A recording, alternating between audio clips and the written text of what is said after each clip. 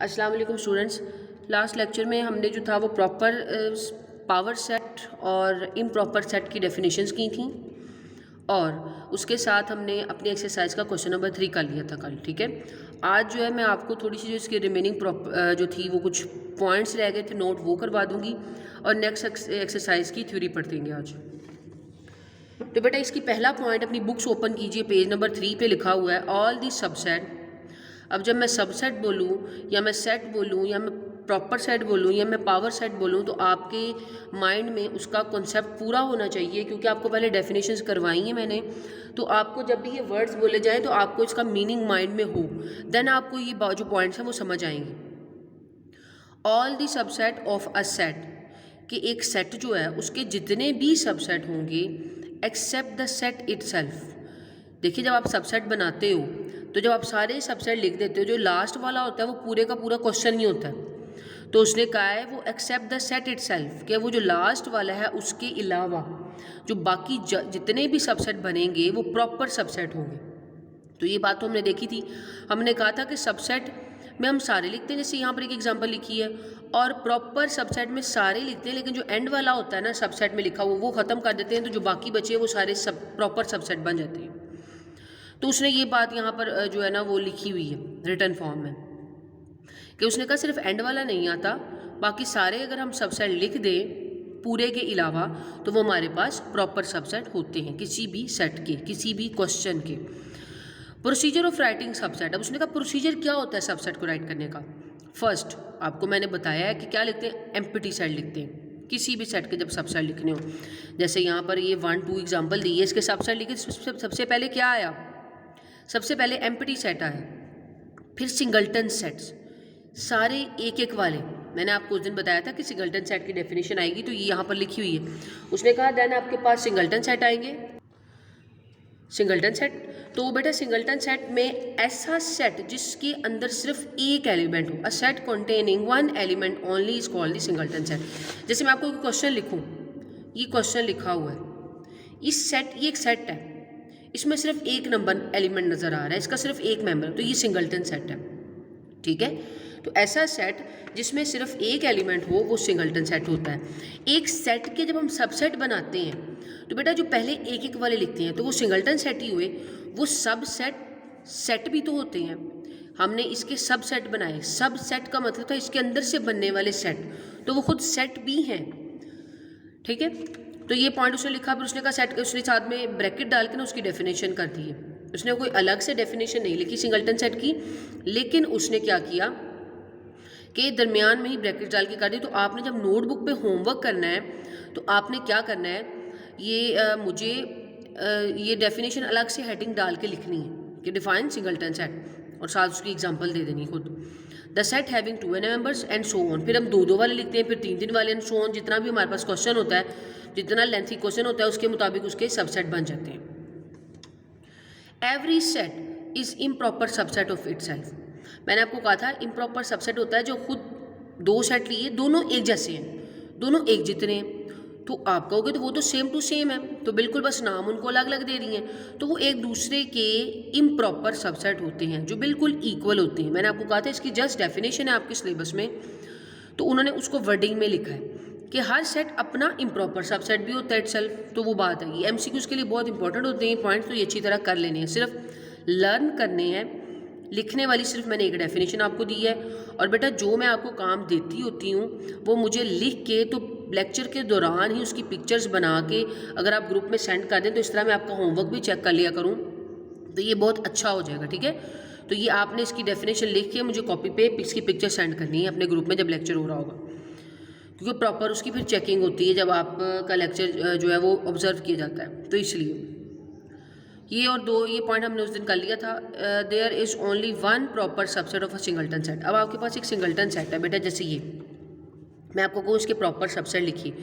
आपको कि proper subset होता है पहले एम्प्टी फिर एक एक वाले, लेकिन एक एक वाला अगर मैं लिखूँ तो ये अगर प्रॉपर सबसेट कहूँ आपको मैं, तो आपको पता है कि प्रॉपर सबसेट में वो पूरा नहीं आता, तो ये एक एक वाला ना हुआ, ये एक एक वाला तो है लेकिन ये तो पूरा बन गया, इसका मतलब ये नहीं आएगा, सिर्फ एक ही आएगा, क्योंकि पूरे वाला प्रॉपर में नहीं आता, ये सबसेट में आता है सारे प्रॉपर में एक ख़त्म कर देते हैं जो लास्ट वाला होता है पूरे वाला, तो ये जो बाकी बचते हैं वो सारे प्रॉपर सबसेट होते हैं। तो ये सिंगलटन सेट था, इसमें सिर्फ एक एलिमेंट था, इसके जब प्रॉपर सबसेट बनाए तो वो सिर्फ एक ही बना, और वो कौन सा बना, वो बना एम्प्टी सेट। तो उसने यही बात यहाँ लिखी है कि there is only one proper subset of a singleton set.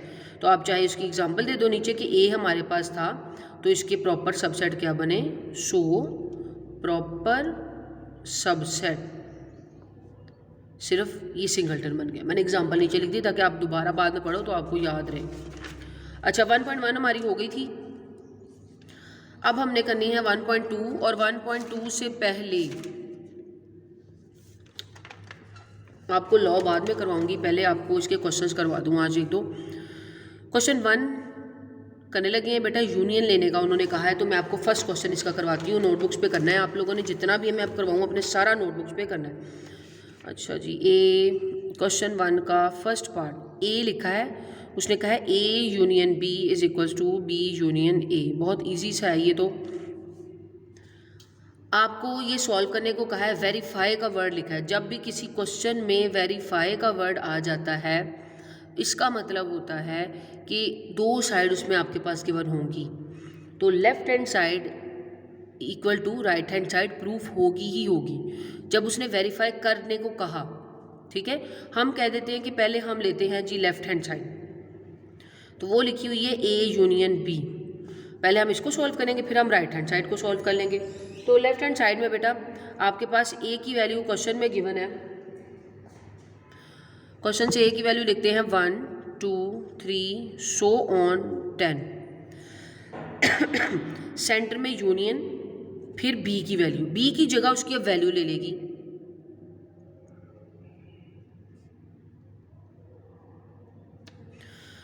Equal लाजमी डाल। अब इसका लेना है यूनियन, यूनियन आपको पहले भी लेना आता है। यूनियन का मतलब होता है कि जो कुछ इसमें है जो कुछ इसमें है सबको इकट्ठा करके लिख लें, कंबाइन करके लिख लें एक सीक्वेंस के साथ, तो आपके पास वो यूनियन आ जाता है। तो हम पहले देखते हैं इन बॉक्स, समझें ये बॉक्स है दो और इसमें डिफरेंट चीज़ें डाली हुई हैं, आपने इनको सीक्वेंस लगा के रखना है। तो पहले 1 रखेंगे, 2 रखेंगे, 3 है। जो दोनों में एक दफ़ा भी नज़र आ रहा है उसको सीक्वेंस से लिखते हैं, जो 2 दफ़ा भी नज़र आ रहा है उसको भी एक बार ही लिखेंगे। 4 है, 5 6, देखिए इसका मतलब ये 1 2 3 सो ऑन का मतलब क्या है, 4 5 6 7 8 9 10। आपको पता है 1 से शुरू होता है जो सेट, वो कौन सा होता है, वो नेचुरल नंबर का सेट होता है। 4 5 सो ऑन जहाँ तक चलता जाए। तो इससे हमें ये पता चला, उसने खुद नहीं बताना कि इसके आगे कौन से नंबर आएंगे, ये आपको पता होगा। आप देखोगे कि 1 2 3 है, उन्होंने पहले 2-3 वैल्यूज़ में उनकी सीक्वेंस को जाहिर कर दिया। अब आपको खुद पता होगा कि ये सीक्वेंस होती थी नेचुरल नंबर की, जो 1 से शुरू होती थी और सीधी चलती चली जाती थी। तो इसका मतलब था इस सीक्वेंस में 1 2 3 4 5 6 7 8 9 10 11 12 सो ऑन चलते जाते थे नंबर। उन्होंने हमें सिर्फ फर्स्ट 10 लेने को कहा है, हमने उसके मुताबिक ले लिया। इसके बाद 4 भी है, इसमें 5 भी है, इसमें 6 भी है, इसमें 7 भी है, 7 तो इसमें भी है, 8 भी है, 9 भी है, 10 इसमें भी है, इसमें भी है, इसमें 10 तक है लेकिन इसमें आगे भी है, तो वो 11 और 12, यानी सारे मिला के एक सीक्वेंस में जब आप लिख लोगे तो आपके पास यूनियन हो जाएगा। तो ये हमने यूनियन ले लिया, हमने इसकी लेफ्ट हैंड साइड सॉल्व कर दी। अब हमारे पास राइट हैंड साइड भी है, हम लिखेंगे right hand side B union A, तो बी की जगह बी की वैल्यू लिख दूं, क्वेश्चन से देख के बुक पे लिखा, दरमियान में यूनियन, यूनियन इसको कहते हैं यू से शो करते हैं, ठीक है। और उसके बाद हम ए लिखेंगे, ए आपके पास है 1 2 3, बुक से देख के लिखा 10 तक। अब फिर इसका यूनियन ले लेंगे, इसमें देखें सबसे पहले 7 लिखा है, हमने यहाँ 7 नहीं लिखना, हमने देखना सबसे छोटी वैल्यू कौन सी है 1, वो सीक्वेंस लाजमी अपने माइंड में रखना है। तो मैंने देखा सारी वैल्यूज आ रही थी 6 7 8 9 10 11 12 फिर से, तो ये हमने इसका भी यूनियन ले लिया। अब आप देखो क्या जो इस वाली साइड का आंसर था और इस वाली साइड का आंसर था वो सेम नहीं है, तो हमने ये बात प्रूफ कर दी कि hence proved left hand side is equal to right hand side, यही बात हमने वेरीफाई करनी थी। तो इसका बेटा ये मैंने पहला पार्ट आपको करवाया है, क्वेश्चन नंबर 1 का पहला पार्ट करवाया है। इसी पे बेटा अब मैं आपको बुक से दिखाती हूँ, थोड़ा सा क्वेश्चन समझना है। ये देखिए यहाँ ए लिखा है और यहाँ बी लिखा हुआ है, इसका मतलब है कि पहले इस ए को लिया मैंने और मैंने इस ए से ये वाला पहला पार्ट सॉल्व किया। अब इस ए को आप लोगे और उससे ये दूसरा वाला पार्ट सॉल्व करोगे, ठीक है। दो हो गए क्वेश्चन। फिर बी लोगे, समझे ये अलग क्वेश्चन है, ये अलग क्वेश्चन है। फिर आप बी लोगे और इससे पहले वाला पार्ट सॉल्व करोगे, फिर बी लोगे उससे दूसरे वाला पार्ट सॉल्व करोगे। मतलब उसने ये दो अलग अलग क्वेश्चन दिए और दोनों क्वेश्चन से ही की वैल्यूज़ यहाँ से यूज़ करके आपने दोनों को प्रूफ करना है। यूनियन के लिए मैंने आपको पहला करवाया, आपने मुझे चेक करवाना है दूसरे वाला क्वेश्चन, ठीक है। अब मैं इंटरसेक्शन के लिए भी पहला करवा रही हूँ और आपने दूसरे वाला, बल्कि मैं दूसरा करवा देती हूँ, आप पहला वाला कर लीजिएगा। मतलब टोटल 4 क्वेश्चन होंगे इस फर्स्ट के अंदर। जी बेटा, अब जो पार्ट नंबर बी यानी क्वेश्चन नंबर बी मैंने आपको समझाया कि इसको समझें कि इस क्वेश्चन के लिए भी वो दोनों पार्ट्स जो है वो प्रूफ करने हैं। तो पहले वाले के लिए मैंने आपको फर्स्ट करवाया था, इस वाले के लिए मैं आपको सेकंड करवा देती हूँ। आपने दोनों ही करने हैं, यानी टोटल फर्स्ट क्वेश्चन में 4 क्वेश्चंस के होमवर्क बनेंगे, ठीक है। तो बेटा क्वेश्चन है आपके पास मैं अगर लेफ्ट हैंड साइड ले लूँ तो लेफ्ट हैंड साइड आपके पास है ए इंटरसेक्शन बी, ठीक है।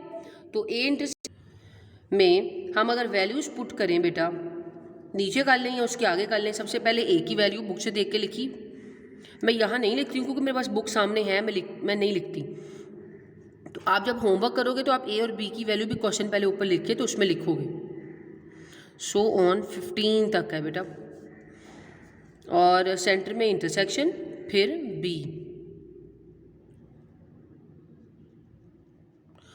अब पहले तो ये समझना है कि ये किस किस्म की जो ना तरतीब दी हुई है आपको।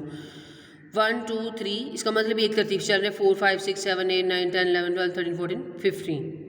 ये देखें 6 से स्टार्ट हुई है, 6 के बाद 7 नहीं है, 8 के बाद 9 नहीं है, 10, यानी इवन नंबर्स का सीक्वेंस चल रहा है। 6 8 10 12 14 16 18 20। तो आपने पहले ये समझना है क्वेश्चन करने से पहले कि बेटा आपके पास किस तरह की तरतीब दी है। अब आप इसमें ये नहीं कह सकते थे कि 6 के बाद 7 भी है, क्योंकि उन्होंने 6 के बाद खुद 8 लिखा है। वो पहले 2-3 टर्म्स लिखते हैं ताकि बच्चे को सीक्वेंस पता चल जाए, और वो जो आगे रिमेनिंग डॉट डाल देते हैं ताकि स्टूडेंट फिर खुद अब समझे कि अब इसके आगे क्या वर्ड आना है। वो एक छोड़ के एक लिख रहे हैं। तो यानी 2 का टेबल चल रहा है लेकिन 6 से शुरू हुआ है, ठीक हो गया। अब हमने इसका लेना है इंटरसेक्शन। इसको पढ़ते हैं इंटरसेक्शन। आपने पहले भी पढ़ा होगा कि इंटरसेक्शन क्या होता है। मैं लास्ट पे आपको इस दोनों की डेफिनेशन भी एक बार करवाती हूँ। पहले मैंने आपको इसके क्वेश्चन इसलिए करवा दी ताकि क्वेश्चन करने के बाद जब आपको डेफिनेशंस करवाऊंगी तब वो ज़्यादा आपको समझ आएंगी और ईजी लगेंगी। अगर मैं पहले करवाती तो आपको ज़्यादा समझ नहीं आनी थी उनकी। इंटरसेक्शन का मतलब होता है बेटा कॉमन। आपने वो चीज़, आपके पास सपोज 2 बॉक्स है, आपको वो 2 बॉक्स में से कह रहे हैं जो आपके पास 2 बॉक्स रखे हैं और वो कह रहे हैं इनमें से कुछ चीज़ें निकालें, और वो चीज़ें निकालनी हैं जो इसमें भी हैं और इसमें भी हैं। यानी आप सेम चीज़ें सिर्फ निकाल सकते हो, बाकी बॉक्सेस में ही पड़ी रहेंगी। तो सेम चीज़ें कौन सी हैं? क्या 1 दोनों में है? नहीं। 2 दोनों में है? नहीं। 3 दोनों में है? नहीं। 4 इसमें है? 4 इसके बाद 4 आना था, 4 दोनों में है? नहीं। 5 दोनों में है? नहीं। 6 दोनों में है? हाँ है। 6 इसमें भी है, 6 इसमें भी है, क्योंकि सीक्वेंस चल रहा है तो 6 आ गया। 7 दोनों में है? नहीं, क्योंकि इधर 7 नहीं है, इधर 7 है। 8 दोनों में है? 8 दोनों में है बिल्कुल। 9 नहीं, 9 इधर 9 है लेकिन इधर 9 नहीं। 9 के बाद आता है 10, 10 इधर है और इधर भी है। 10 के बाद आता है 11, 11 इधर भी, इधर 15 तक सब है। 11 इधर भी है लेकिन 11 इधर नहीं है तो नहीं आएगा। 11 के बाद बेटा आएगा 12, 12 इधर भी है और 12 इधर भी है तो 12 आ जाएगा। 12 के बाद 13 दोनों में नहीं है, 14 दोनों में है, 15 दोनों में नहीं है। तो इसके बाद 15 के बाद तो ये ख़त्म हो गया, लेकिन इसमें अभी भी हैं। इधर आएगा 18 भी आएगा, इधर आएगा 16 भी, इधर आएगा 20 भी, लेकिन वो चूँकि दोनों में नहीं है तो वो इधर आंसर में नहीं आएगा। तो इसका मतलब यहीं पर हमारा क्वेश्चन ख़त्म हो गया। आपने इसमें से वो वैल्यूज सीक्वेंस से देखते जानी है और लिखते जानी है, जो दोनों में है वो आंसर में आएगी। हमने लेफ्ट हैंड साइड सॉल्व कर ली। अब बिल्कुल मैं राइट हैंड साइड लिखती हूँ यहाँ से ये वाली, और इसमें वैल्यूज पुट करती हूँ। बी की वैल्यू बुक से देखी, इंटरसेक्शन ए की वैल्यू बुक से देखी, यानी हमने इसको इधर लिख दिया, इसको इधर लिख दिया। आप बिल्कुल इसका इंटरसेक्शन लें, फिर छोटी वैल्यू से देखें 1 नहीं 6, फिर इसमें भी, यानी जब आप देखते जाओगे तो आपको आंसर ये मिल जाएगा। तो हमने लास्ट पे देखा कि हमारे इन दोनों के आंसर सेम है, तो हम लास्ट पे लिख देंगे कि hence proved left hand side is equals to right hand side. तो ये हमारा क्वेश्चन हो गया कंप्लीट। अब बेटा ये देखें, मैंने आपको बी का क्वेश्चन शुरू किया और उसके लिए मैंने सेकंड वाला पार्ट करवाया। आपने बी के लिए फर्स्ट वाला पार्ट भी करना है, यानी दो क्वेश्चन हो जाएंगे इसके भी। तो ये बेटा एक पहला क्वेश्चन हमने आज कर लिया, ठीक है। अब आपका होमवर्क है कि इसको कंप्लीट करना है और मुझे चेक करवाना है। दूसरे नंबर पे आपका जो होमवर्क है वो आपकी डेफिनेशन होगी, जो मैं आपको यहाँ करवाऊंगी। यूनियन की डेफिनेशन इधर नहीं लिखी है आपके पास। सो बेटा एक और चीज़ मैं आपको करवा देती हूँ, यूनियन इंटरसेक्शन की डेफिनेशन इधर नहीं है, हम लास्ट से देख लेते हैं बुक के। बिल्कुल लिखी हुई है इधर, ये देखें, पीछे नहीं लिखी हुई लेकिन यहाँ पर लिखी, पेज नंबर 14 निकालें और ये देखिए union of two sets A union B is set which consist of elements of both A and B with common elements represented by only once.